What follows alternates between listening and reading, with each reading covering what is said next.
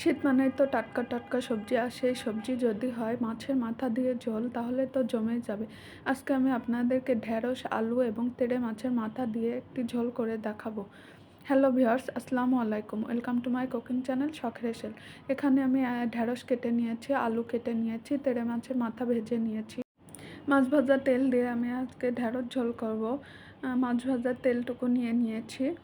Half কাপের মতো পেঁয়াজ কুচি নিয়ে নিয়েছি, একটু লাল হলেই এর মধ্যে 1 চা চামচ আদা বাটা, 1 চা চামচ সরিষা বাটা, হাফ চা চামচ রসুন বাটা, হাফ চা চামচ হলুদ বাটা, হাফ চা চামচ ধনিয়া গুঁড়া, স্বাদ মতো লবণ দিয়ে খুব ভালোভাবে নেড়ে চেড়ে নিব। মশলাটা খুব ভালোভাবে নাড়াচাড়া করার পরে 7-8টা কাঁচামরিচ দিয়ে দিব। 7-8টা কাঁচামরিচ দিয়ে দিয়েছি। কাঁচামরিচগুলো খুন্তির সাহায্যে আমি ভেঙে দিয়েছি। খুব ভালোভাবে নেড়ে 4 টেবিল চামচের মতো পানি দিয়ে মশলাটা খুব ভালোভাবে 2 মিনিট ঢেকে কষিয়ে নেব তেল আসা পর্যন্ত। তেল উঠে এসেছে, একটু নাড়াচাড়া করে এখন আমি ঢেঁড়সের ভিতরে দেওয়ার জন্য আলুটা কেটে রেখেছিলাম। দেখুন ঠিক এইভাবে আলুটা কেটেছি, আলুগুলো দিয়ে দিলাম। মশলার সাথে আলুটা খুব ভালোভাবে কষিয়ে আবারও হাফ কাপের মতো পানি দিয়ে দিচ্ছি আলুর মধ্যে। ভালোভাবে নেড়ে চেড়ে কিছুক্ষণের জন্য ঢেকে রেখে দিব, যাতে আলুটা মাখা মাখা হয়, একটু সিদ্ধ হয়ে যায়।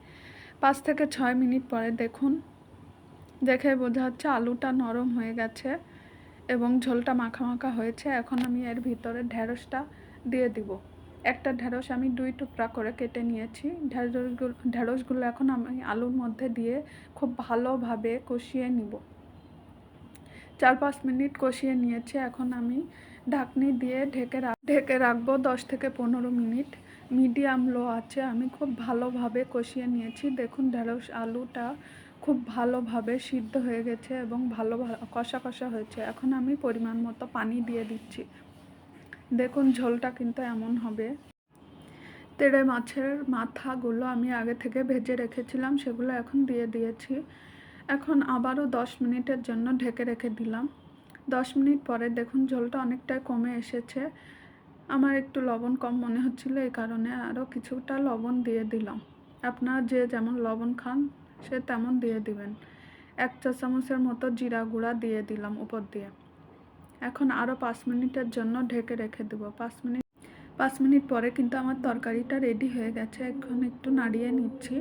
একটা বাটিতে পরিবেশন করে নিয়েছি। দেখুন কতটা সুন্দর হয়েছে দেখতে, খেতেও মজা হয়েছে। আর আমার এই ভিডিওটা ভালো লাগলে লাইক, কমেন্ট এবং শেয়ার করবেন। আর আমার এই চ্যানেলটাকে অবশ্যই সাবস্ক্রাইব করবেন।